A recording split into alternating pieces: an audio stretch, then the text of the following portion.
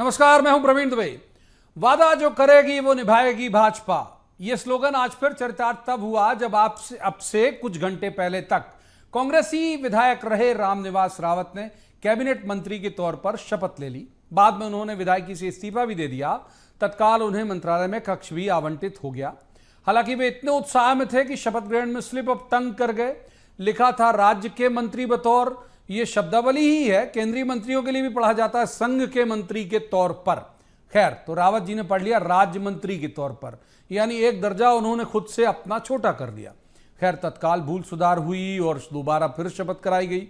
बहरहाल 68 दिन तकरीबन हो चुके हैं। उसके 68 दिन पहले मौखिक बीजेपी ज्वाइन करने वाले रावत आज पहली बार अपनी नई पार्टी यानी बीजेपी के दफ्तर भी गए। बीजेपी जिस गर्मजोशी से अपने मेहमानों का स्वागत करती है वो भी नजारे आम हुए। मुख्यमंत्री डॉक्टर मोहन यादव, प्रदेश अध्यक्ष वी डी शर्मा के गले लगते हुए उनकी तस्वीरें भी नुमाया हुई। यानी बीजेपी की ही भाषा में ये मिलन अब पानी में दूध के जैसा हो गया। तेल पानी की तरह सतह पर तैरता हुआ, माफ कीजिए, अब आपको कुछ दिखेगा नहीं। तो आज बात इसी की करेंगे कि लोकसभा चुनाव में बीजेपी को फायदा पहुंचाने वाले रावत क्या उपचुनाव में उतने ही आरामदायक तरीके से जीत पाएंगे? बीजेपी के शीर्ष नेतृत्व ने जैसे उन्हें हाथों हाथ लिया है, वैसे ही नाजुक स्पर्श क्या वे इलाकाई बीजेपी कार्यकर्ताओं का भी कर पाएंगे? कांग्रेस ने उन्हें अब तक पार्टी से बर्खास्त क्यों नहीं किया था? क्या वो भी उपचुनाव नहीं चाहती थी? साथ ही ये भी कि बाकी के दो और जो आए हैं उनमें से सिर्फ कमलेश शाह ने इस्तीफा दिया है और निर्मला किस आस में हैं और कब इस्तीफा देंगी? साथ ही ये भी कि बुधनी, अमरवाड़ा, विजयपुर, बीना में से कौन सी सीट बीजेपी के लिए चुनौती होगी और कौन सी कांग्रेस के लिए? बहुत सारे ऐसे सवाल जिन्हें लेकर जाएंगे खास पैनल के पास और कहेंगे जवाब तो देना होगा, लेकिन रस्मन सबसे पहले आपको दिखाते हैं एक रिपोर्ट। देखिए,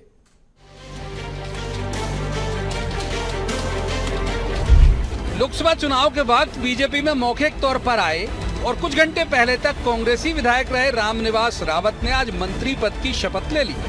हड़बड़ी में पहली बार उन्होंने खुद को राज्य मंत्री पढ़ दिया।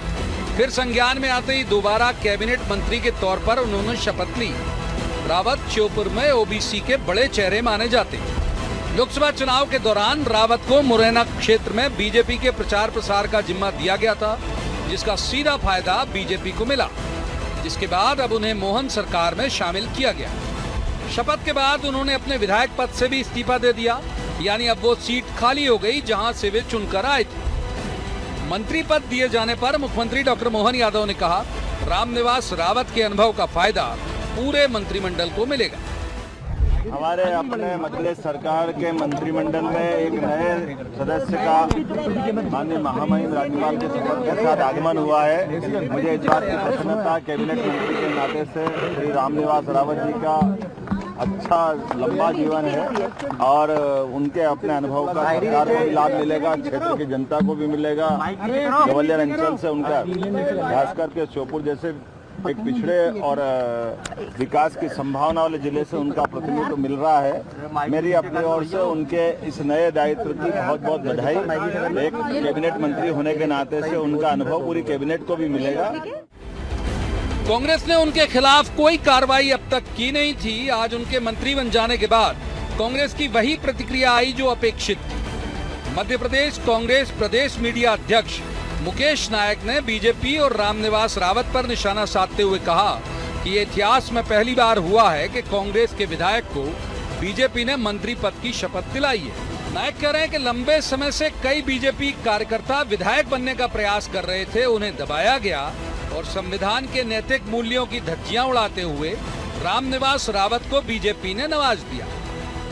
मुझे लगता है भारत के इतिहास में पहली बार हुआ है कि 1-1.5 घंटे के अंतराल पर किसी मंत्री ने 2 बार शपथ ली हो और बीजेपी के मंत्रिमंडल में कांग्रेस के विधायक ने शपथ ली हो और बीजेपी की सरकार में 1.5 घंटे में 2 बार शपथ ले ली, एक बार राज्य मंत्री की और एक बार कैबिनेट मिनिस्टर की। और सबसे बड़ी बात यह है कि जो उनके विधानसभा क्षेत्र के जो भारतीय जनता पार्टी के कार्यकर्ता हैं, जो 20 साल से 25 साल से 30 साल से ये सपने देख रहे हैं कभी वो भी एमएलए बनेंगे, कभी वो भी मंत्री बनेंगे, उस पूरे नैसर्गिक नेतृत्व को, कार्यकर्ताओं को कुचलकर रावत को मंत्री पद दे दिया है। हालांकि ये सही है कि तकनीकी तौर पर रावत ने बतौर कांग्रेस विधायक की बीजेपी सरकार में मंत्री पद की शपथ ली है। वे कद्दावर नेता हैं, इसमें कोई दो राय नहीं, लेकिन उपचुनाव जीतना उनके लिए भी एक बड़ी चुनौती होगा। ये तथ्य भी अनदेखा नहीं किया जा सकता कि अमूमन उपचुनाव सत्तारूढ़ दल के खाते में ही जाते हैं। कमलेश शाह और निर्मला सप्रे भी कांग्रेस छोड़कर बीजेपी में आए। उनका भविष्य क्या होगा ये अभी तय नहीं। Bureau report, BSTV। तो उन खास मेहमानों का सबसे पहले मैं आपसे परिचय करा दूं जिनके साथ हम इस चर्चा को आगे बढ़ाएंगे। हमारे साथ हैं डॉक्टर वाणी अहलुवालिया, ये बीजेपी की विद्वान ऊर्जावान प्रवक्ता हैं। डॉक्टर वाणी का बहुत बहुत स्वागत। दूसरे मेहमान है केदार सिरोही, कांग्रेस के विद्वान ऊर्जावान प्रवक्ता हैं। केदार जी का भी बहुत बहुत स्वागत। तीसरे मेहमान दिनेश गुप्ता, वरिष्ठ पत्रकार हैं, बहुत अच्छे राजनीतिक विश्लेषक हैं। दिनेश जी का भी स्वागत। शुरुआत डॉक्टर वाणी से ही करते हैं। डॉक्टर वाणी, ये जैसे हमने कहा भी कि अब ये दूध में पानी की तरह मिल गए ना, अब तेल और पानी जैसे सतह पर तो कुछ दिखेगा नहीं ना।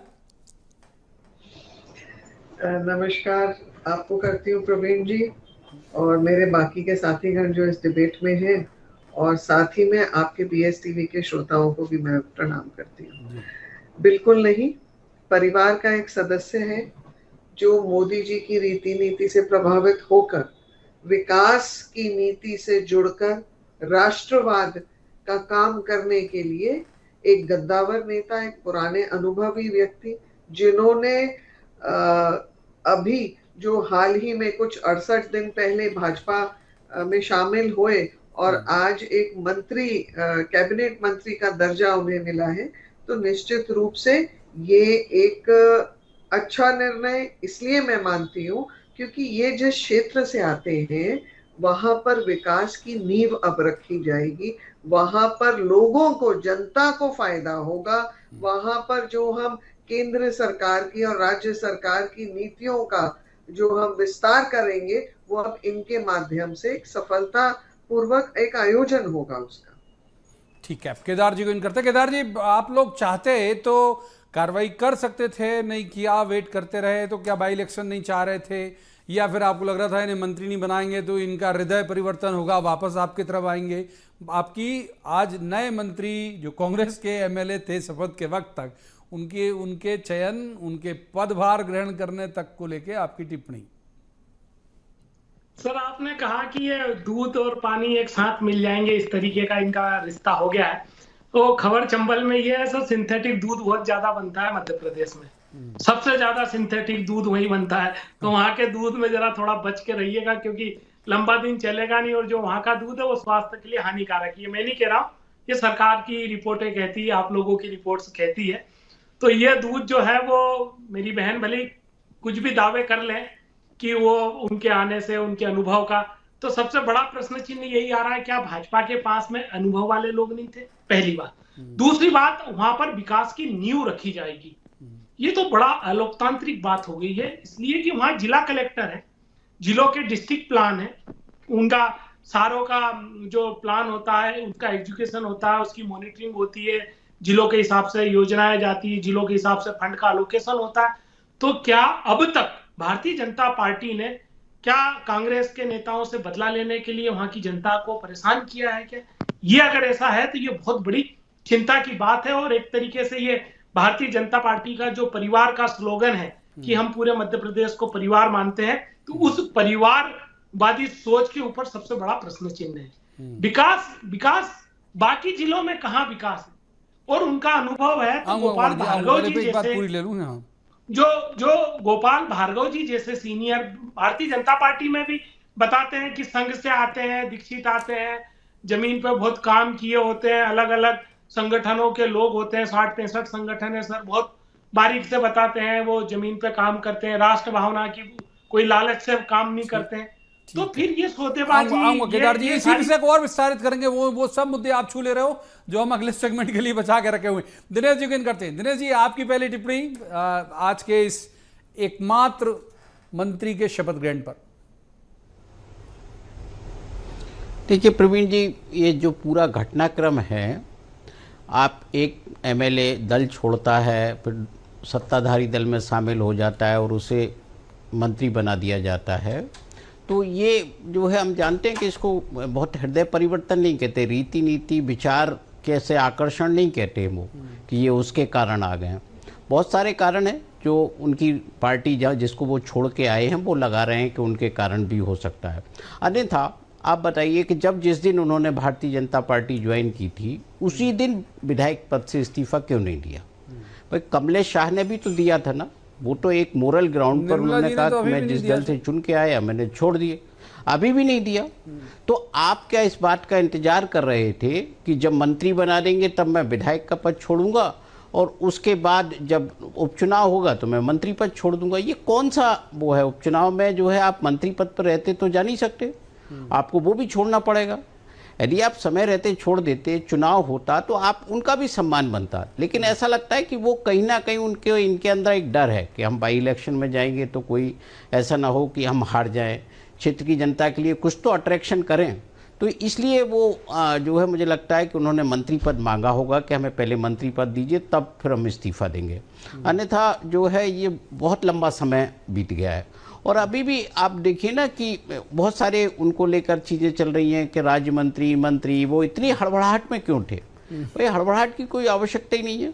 उस क्षेत्र के जो समीकरण हैं वो कुछ अलग हैं। लोकसभा चुनाव भले ही कांग्रेस हार गई है लेकिन वो उनका भी तो हारने का रिकॉर्ड है ना, कि वो खुद भी 2018 में हार गए थे, इसके पहले भी वो हार गए थे, लगातार एक ही क्षेत्र से हैं।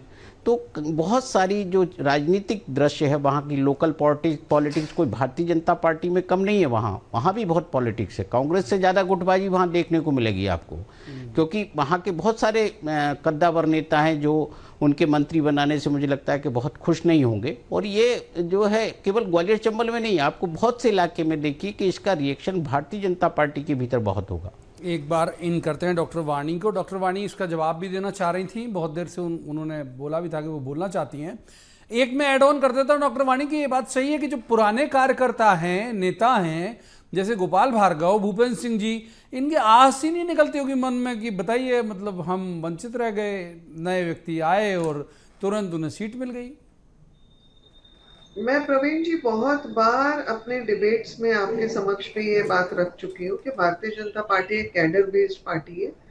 पहले हम कार्यकर्ता है, नेता हम बाद में है। तो जो हमें पार्टी के वरिष्ठ और जो शीर्ष नेतृत्व से ऑर्डर मिलता है, जो मार्गदर्शन मिलता है, जो हमारी जो राह मिलती है, हमें जो हमको पकड़नी है, हम उसके ऊपर चलते हैं। कांग्रेस में बहुत अलग मानसिकता है, बहुत विपरीत मानसिकता है, कैडर बेस नहीं है। और वहां पर हर व्यक्ति नेता है, कार्यकर्ता तो बाद में होता है, इसलिए इतनी छटाई हुई है। और अब मैं जिस चीज के लिए मैंने उंगली उठाई थी, तो केदार भाई साहब की हमेशा की ये आदत है, ये बहुत ही दुर्भाग्यपूर्ण एक बयान दे देंगे या बयान के ऊपर जो छन्नी करनी है ना, वो बहुत ही मैं बोलती हूँ बहुत नकारात्मक होता है। देखिए, एक अनुभवी व्यक्ति अगर आपकी पार्टी में नाखुश था, कोई कारण था, और ये पहला नहीं है व्यक्ति, ऐसे कई जन थे जिन्होंने साबित किया कि कांग्रेस पार्टी में अभी जित्तू पटवारी के जो 8-10 महीने का कार्यकाल है, कितने लोग नाखुश थे। पहले भी कांग्रेस में हम बहुत बार पूरे देश में सुन चुके हैं कि इनके कार्यकर्ताओं का सम्मान नहीं होता, तालमेल नहीं होता, आपसी मतभेद होते हैं। और जित्तू पटवारी जी ने तो ये साबित कर दिया मध्य प्रदेश में, ये तो बिल्कुल साबित हो गया कि he is a failure as मतलब प्रदेश को लीड करने में। उन्होंने क्या कमाल दिखा दिया, उन्होंने तो पछत्ते उड़ा दिए कांग्रेस पार्टी के यहाँ पर। तो इस चीजों में कोई दो राय दो मत तो हो ही नहीं सकते, बहुत स्पष्ट है ये। जवाब ले लेते केदार जी, नकारात्मक मुलम्मा चढ़ा देते हो आप शब्दों पे। और दूसरी बात यह है कि वो वाणी जी ये कह रही है कि परखच्चे उड़ा दिए आपके प्रदेश अध्यक्ष ने, तो आप अपने तरफ देखते नहीं हो, दर्शक दीर्घा में खड़े होकर दूसरों की आलोचना कर रहे हो। अब वो शिवराज जी वाली बातें कह रहे हैं। हमारे प्रदेश अध्यक्ष तो हमारे हिसाब से बहुत जोरदार काम कर रहे हैं, वो लगे हुए हैं, हमें कोई तकलीफ नहीं है। भारतीय जनता पार्टी को इसलिए उनसे तकलीफ हो रही है क्योंकि इनके परचक्के जो हैं वो उड़ने वाले अगले विधानसभा चुनाव में। जिस हिसाब से अभी हम लोग काम शुरू कर दिए, ठीक था, ये जो उनका एक लोकसभा में निकल गया है, पर आने वाले समय में भारतीय जनता पार्टी को सबसे बड़ा चैलेंज एक ओबीसी चेहरा है, किसान के बेटे हैं, युवा है, संघर्षशील है। इसलिए भारतीय जनता पार्टी को बहुत ज्यादा उनको लेके अनसिक्योर है कि इनके नेतृत्व में ऐसा ना हो कि लेकिन अगली ये बार तो हम मानेंगे आपके उन्हीं के कार्यकाल में जो सबसे ज्यादा भगदड़ मची, ये तो फैक्ट है, मतलब ये आरोप थोड़ी है। सर, प्रवीण जी, मैं सर, एक और चीज उसमें, ऐड करना चाहती हूँ। जो आज शिवराज इनके सिंह एक का, बीडी नेता शर्मा का जी बयान आया है एक मिनट, कि उन्होंने जितू पटवारी की दी हुई सूची केंद्र से कैंसिल करवाई है, क्योंकि उसमें जितू पटवारी ने ठीक है। हर एक सड़क छाप ठीक है डॉक्टर वाणी, आपकी बात उन्होंने पूरी सुनी, सुन लेते हैं, हाँ सुन लेते आपकी बात का मैं एड ऑन भी कर दिया, हाँ सुन लेते। बताइए केदार जी, जवाब दीजिए। इनको हमारे अंदर खाने की बात पता है। मैं इनके बता दूं, इनके शिवराज जी को कैसे भगाया था, गोपाल जी को और इनको भूपेन्द्र जी को कैसे नाम काट दिए। अरे काम तो इनके यहाँ इस तरीके से होते हैं। हमारे यहाँ की सूची पर ध्यान मत दीजिए, आप तो अपने अंदर की सूची देखिए। आपके यहाँ जो आपके लोग जो आज ये राजभवन के सामने जो बातें कर रहे थे, उन पर ध्यान दीजिए, ज्यादा अच्छा होगा। कि आपके लोग खुद के जो दरी बिछा रहे थे वो दरी बिछाते रह गए, और हमारे यहाँ के लोग जा रहे हैं। आज की तारीख में आपके यहाँ हमारे यहाँ के लोग जो है वो 30% तो हो ही गए होंगे, क्योंकि आपके पास वो लोग ही नहीं है जिनके पास तार्किक शक्ति हो, क्षमता हो। नहीं तो परसेंटेज आपने ही बता दिया, तो आप रोक लेते ना केदार जी, मतलब वो तो आपके लिए उपयोगी होंगे। अगर तार्किक क्षमता वाले हैं, इस तरह के लोग हैं, तो फिर उनकी वैल्यू करना चाहिए। सर देखिए, हमारे यहाँ नेता पैदा होते हैं, हमारी पार्टी में नेता है। वो कोई एक दल है जहां पर भेड़ टाइप का होता है कि एक आदमी ने उधर से जो इशारा कर दिया तो कुएं गिरना है तो सारे कुएं गिर जाएंगे, कोई भी बोल नहीं सकता है। वहां एक ऐसा सिस्टम है। तो वो ऐसे दलों से हमारे लोग है नहीं। हमारे यहाँ लीडर होते हैं, पॉलिटिक्स करना है ना, नेता है, विजन है, लड़ने की क्षमता। तीसरे मेहमान कर दो केदार जी, आऊंगा बहुत वक्त आपको भी। दिनेश जी को इन करते हैं। दिनेश जी, दिलचस्प है ये पूरा मामला। मतलब आप देखिए कि 3 में से 1 इन हुए, हो सकते थे तीनों। एक तो अपना मरवाड़ा से लड़ ही रहे हैं एमएलए का बाई इलेक्शन, कर लेते उन्हें भी कि भाई वो तो जीतेंगे ही। मतलब बीजेपी जिस तरह से क्लेम कर रही है कि अब तो कमलनाथ जी फिर से मुंह की खाएंगे, जैसा कई बयान उस तरह के आए, तो कर लेते तीनों को। ये 1 का चयन, 2 बाहर, थोड़ा सा विस्तारित करिए। देखिए प्रवीण जी, जो आज रामनिवास रावत जी को मंत्रिमंडल में ऐड किया है, उसके लिए 2 दिन और रुक जाते। जब अमरवाड़ा में चुनाव के लिए वोट डाल दिए जाते, परिणाम आ जाते, और उसके बाद भी आप कर सकते थे कि आप जो है कमलेश शाह को लेने की मंशा होती, या उनसे कोई कमिटमेंट की बात हो रही है यहाँ कि कोई कमिटमेंट होगा तो हम बना लेंगे। तो यदि उनके साथ होगा तो फिर एक और नया विस्तार हम देखेंगे। अभी तो 2 लोगों का स्पेस है ना, तो कि 2 लोग अभी और रखे जा सकते हैं। तो एक कमलेश शाह हो सकते हैं, हाँ, और फिर निर्मला शपरे को लेकर तो कोई बात ही नहीं हो रही कि वो जो है इस्तीफा देंगी नहीं देंगी। विधानसभा में तो गई नहीं वो, उनकी सीट कांग्रेस पार्टी ने अलग कर दी थी। अब उन पर फैसला तो स्पीकर को लेना है। वो या तो रामनिवास रावत की तरह खुद इस्तीफा दे दें, या फिर वो डिस्क्वालीफाई हो जाएंगी। लेकिन बड़ी आप इंटरेस्टिंग सी चीज़ है प्रवीण जी, आप डॉक्टर मोहन यादव का मंत्रिमंडल देखेंगे ना, जो अभी 32 लोगों का जो मंत्रिमंडल है, उसमें 6 लोग तो दल बदल वाले लोग हैं, जो दल बदल करके आए हैं। तो कौन सी काडर की बात हम करते हैं, किस चीज की बात करते हैं? मतलब जब आप देखिए ना कि जब आप कांग्रेस युक्त होते जा रहे हैं, दूध में पानी पहले तो ऐसा नहीं होता था भाई, अच्छी तरह से बीजेपी क्लेम करती है हमेशा। नहीं, दूध और पानी से तो फिर पानी रहता है। सिर्फ ऐसा दूध आप देखिए ना, उसकी क्वालिटी जिसकी ठीक नहीं होती, पानी ज्यादा होता है, दूध कम होता है, तो फिर आगे उसमें जो है समस्या भी होती है। लेकिन आप देखिए 6 लोग हैं टोटल। आप देखें, उदय प्रताप सिंह से लेके निर्मला भूरिया, ये सब कांग्रेस से छोड़कर आए। क्या कांग्रेस पार्टी के बिना भारतीय जनता पार्टी सत्ता नहीं बना सकती, सरकार नहीं बना सकती क्या? उसके जो नेता हैं, उसके जो कार्यकर्ता हैं, उसका जो काडर है, वो इतने पॉपुलर नहीं है कि वो सरकार बना ले। क्यों जरूरत पड़ रही है भारतीय जनता पार्टी को, क्यों न्यू इंट्री अभियान चलाना पड़ता है? डॉक्टर मानी, क्यों जरूरत पड़ रही है बीजेपी को मतलब बाहर से दूध पानी मिलाने की? वो कह रहे हैं उससे क्वालिटी गिर जाती है दूध की। ये मेरे को तो पहले ये समझना है कि कांग्रेस प्रवक्ता और अन्य जन जो पूर्व कांग्रेसी नेता हैं उनको पानी बुला रहे हैं, मतलब उनको डिवैल्यू कर रहे हैं क्या? वो जब तक कांग्रेस में थे तब तक उनकी वो प्रतिष्ठा और बहुत अच्छी थी, और जैसे ही वो मतलब उनको हमने काला धप्पा लगा दिया जैसे ही वो कांग्रेस से निकले। पहली बात तो ये है। दूसरी बात, अगर कोई व्यक्ति प्रभावशाली है, उसका अनुभव अच्छा है, और अपने कुछ उस एरिया में, अब जहां से वो जिस एरिया से वो बिलोंग करता है, अगर वहां उसकी क्षमता है कि वो कुछ कार्य में हमारे और योगदान कर सकता है, तो वो क्यों नहीं जुड़े? वो कार्य को और अच्छा क्यों नहीं करवाए? हमेशा there is scope for improvement. क्या हम डेरोगेटरी दिशा में हिलते जाएंगे हमेशा? शायद केदार जी हमेशा अपने बयानों में इसी तरफ इशारा करते हैं कि हम नेगेटिव साइड में हमेशा जाएं।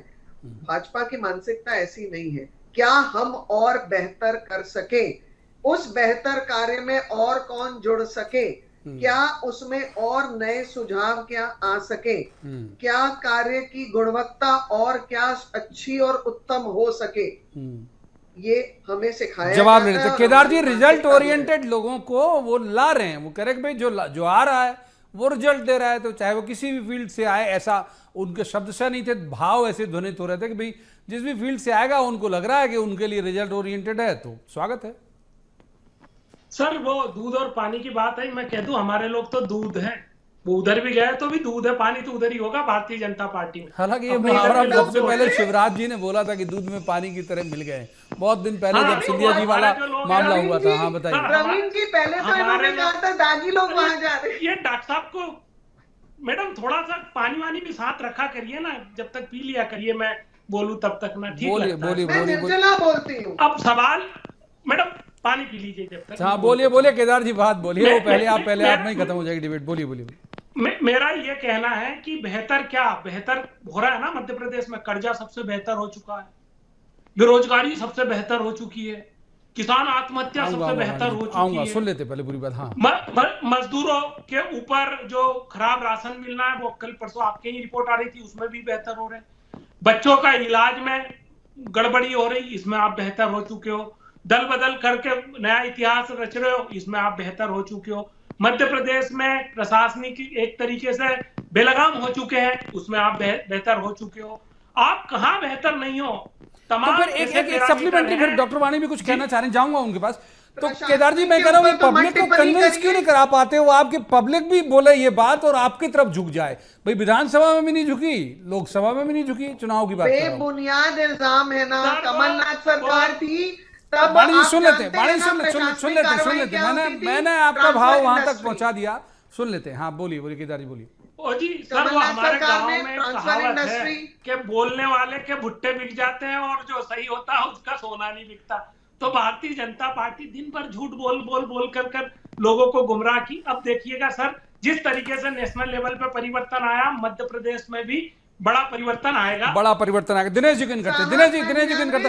आऊंगा डॉक्टर वाणी, हमारे पास है अभी क्लोजिंग के वक्त है, आऊंगा जरूर आपके पास। एक बार दिनेश जी किन करते। दिनेश जी, चैलेंजिंग होगा बाई इलेक्शन, किसके लिए ज्यादा होगा, कौन सी सीट किसके लिए ज्यादा चुनौतीपूर्ण होगी, ये आपको लगता है? बीजेपी के लिहाज से भी, कांग्रेस के लिहाज से भी? ये बीजेपी के लिए अब ज़्यादा चैलेंजिंग हो जाएगी, मुझे मेरा ऐसा अनुमान है, क्योंकि वो जो विजयपुर की सीट है, उस सीट पर पहले भी जो रामनिवास रावत जी जिससे हारे थे वो सीताराम आदिवासी थे 2018 में। इस बार भारतीय जनता पार्टी ने चूंकि आदिवासी कैंडिडेट नहीं दिया, उस इलाके में आदिवासी ज़्यादा हैं और कांग्रेस उसी पर वर्क कर रही है कि हम उनको आदिवासी कैंडिडेट लाएंगे। वो जिस वर्ग से आते हैं, जिसका नेता भारतीय जनता पार्टी उन्हें मान रही है, वो विजयपुर सीट पर नहीं आते, वो मुरैना जिले की सबलगढ़ सीट है, उस पर मीना ज़्यादा है और उसी हिसाब से लोकसभा चुनाव में भारतीय जनता पार्टी ने उन्हें शामिल कराया था और वो सबलगढ़ जीते भी। लेकिन अब इसको जिताने की, इस सीट को विजयपुर जिताने की जिम्मेदारी तो किसी नेता को लेनी पड़ेगी ना, अन्यथा क्या होगा? हमने देखा था इमरती देवी बहुत भारतीय हाँ कार्यकर्ता की इमरती देवी का क्या हुआ था उपचुनाव में, जब हमने देखा था वो ना तो उपचुनाव जीत पाई ना आम चुनाव जीत पाई। वो भी तो बड़ी नेता थी जिनको लेकर आई थी। ये सवाल वाकई वाजिब भी है इमरती देवी के संदर्भ में। हमने अपने पैकेज में उल्लेख भी किया कि भाई ठीक है, आप लोगों ने बड़ा हाथ लिया, वो कार्यकर्ताओं का जो इलाकाई कार्यकर्ता है उनके हाथों का नाजुक स्पर्श मिलेगा भी कि नहीं, कि वो हाथी की चलेंगे इमरती देवी जैसा? मिलेगा।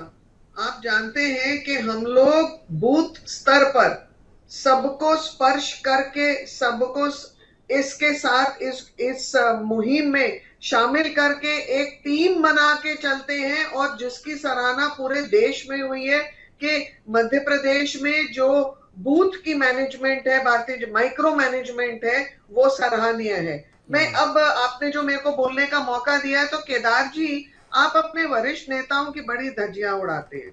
आपने कहा लोन लेते हैं तो भाई साहब 9,000 करोड़ का लोन तरुण भनोट इतने बड़े वित्त मंत्री आपके, उन्होंने ये बोला था सार्वजनिक रूप से, लोन लेते हैं तो हम प्रगति करते हैं। आपने फिर उनके बातों का बिल्कुल विपरीत कहा। और कमलनाथ सरकार में ट्रांसफर इंडस्ट्री के बारे में आपने सुना था ना प्रवीण जी? बेशक आप लोगों के आरोपों के जरिए सुना था। दल बदलू इंडस्ट्री, मतलब आप ट्रांसफर कराते जाओ, एक जगह जाओ फिर वहां से वापस आओ, और उसके ऊपर लोन जो लिया वो भी ठप हो गया। अब जवाब ले लेते केदार जी से, बिल्कुल फिसल रहा वक्त। केदार जी क्लोजिंग जवाब। सर इनके यहाँ तो गीता और भागवत पे हाथ रख के ट्रांसफर करते हैं, इनके यहाँ तो जरा सा भी करप्शन नहीं है। धन्य है ऐसी पार्टी, मैं तो नमन करता हूँ आपकी इस पॉलिसी पे। गीता भागवत आपने तो कहा हिंदू हिंसक है। नहीं, आपके यहाँ तो गीता पे हाथ रख के ही ट्रांसफर हो रहे हैं ना, इतना पर आपने तो कहा हिंदू हिंसक है। आपका बता दीजिए। अरे हम तो अलग हैं, आप तो अपना बता दीजिए। आप तो आप स्वीकारते हैं, मतलब धार्मिक हो, आप टीवी पे स्वीकारते हैं हिंदू हिंसक है, कांग्रेस ने कहा है। सबसे ज्यादा वक्तव्य है। नर्मदा की रेत खाने वाले लोग, नर्मदा की रेत खाने वाले लोग, व्यापम खाने वाले, नर्सिंग घोटाले वाले, डंपर घोटाले वाले, आप हमको बताओ। ठीक है, माफ कीजिए, मैं चाहता दिनेश जी की तरफ, लेकिन वक्त इजाजत नहीं देता। बहुत बहुत शुक्रिया तीनों मेहमानों का इस चर्चा में शामिल होने के लिए, बहुत धन्यवाद आपका। ये बात सही है कि अभी जो नवाजिश आप देख रहे होंगे, जिस तरह से नवाजे गए, बड़ी चुनौती अब शुरू होगी। जब बाई इलेक्शन होगा तब परखा जाएगा कि आपकी लोकप्रियता वैसी बरकरार है या नहीं। तो इंतजार करना पड़ेगा हमको। तब तक के लिए आज की चर्चा में इतना ही। कल किसी खास मसले पर खास पैनल के साथ बैठकर कहेंगे जवाब तो देना होगा। आप देखते रहिए VS TV।